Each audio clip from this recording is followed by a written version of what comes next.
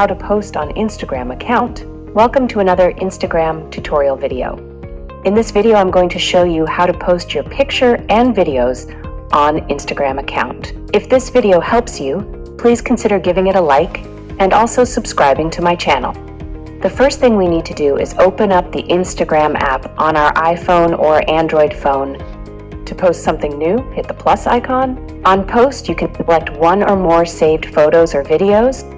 If you selected more than one picture or video, you can edit them simultaneously or individually using Instagram's effects and photo editing tools. When you're done editing, add a caption to your post. Using hashtags can increase your social engagement and help find similar content. Tag your friends in your post. They'll be notified that they're included. You can also add a location here. If you've connected your Facebook, Twitter, or Tumblr accounts, you can automatically share your post on those platforms.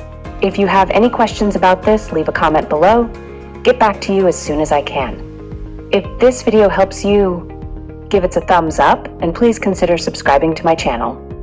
Thank you so much for watching.